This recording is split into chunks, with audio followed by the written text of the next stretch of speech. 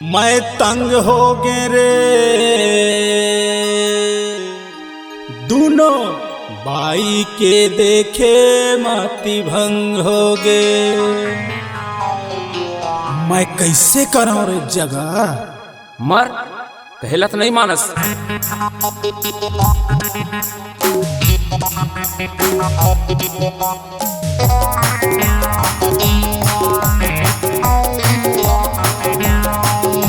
मैं तंग हो गए रे दोनों भाई के देखे माती भंग हो गए। मैं तंग हो गए रे दोनों भाई के देखे माती भंग हो गए। छोटकी वाला थे मोला बारी कोती, बड़की वाला थे मोला घर भीतरी।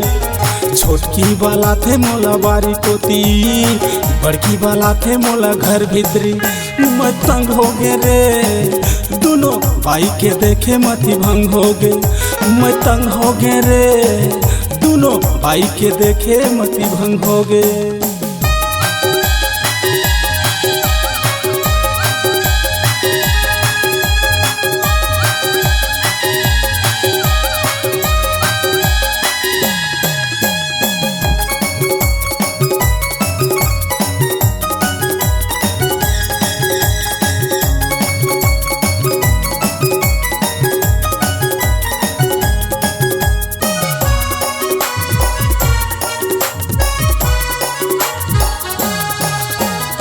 छोटी है कैथे पहली मोर मई के जाबो, बड़की है कैथे पहली मोर मई के जाबो।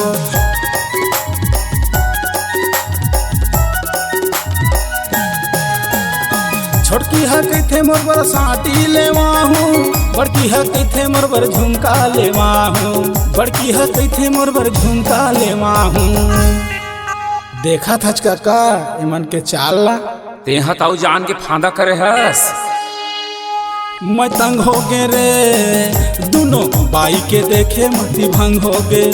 मैं तंग हो गए रे दोनों भाई के देखे माती भंग हो गए।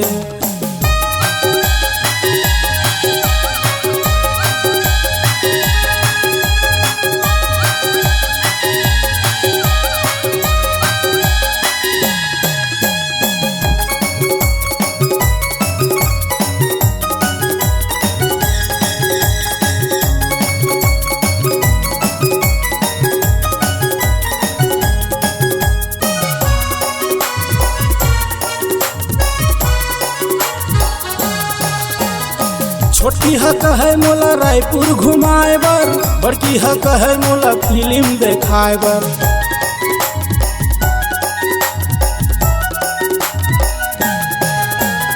छोटकी हक है समोसा भजिया खवाए बर, बड़की कहे पेड़ा बर्फी खवाए बर। बड़की कहे पेड़ा बर्फी खवाए बर। देखा था चले गोलू इकर खर्चे में मर जा रे। काकर चक्कर में पड़े हस तो दोनों गाँव बाहर नहीं बाचे रे। मैं तंग हो गए रे दोनों भाई के देखे माती भंग हो गए। मैं तंग हो गए रे दोनों भाई के देखे माती भंग हो गए। छोटकी लेवा थे रे चूरी फुंदरी, बड़की लेवा थे रे चांदी के मुंदरी। छोटकी लेवा थे रे चूरी फुंदरी, बड़की लेवा थे रे चांदी के मुंदरी।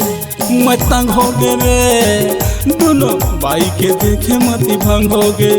मैं तंग हो गए रे दोनों भाई के देखे माती भंग हो गए। दोनों भाई के देखे माती भंग हो गए। दोनों भाई के देखे माती भंग हो गए। दोनों भाई के देखे माती भंग हो गए। दोनों भाई के देखे माती भंग हो गए। दोनों भाई के देखे माती भंग हो गए।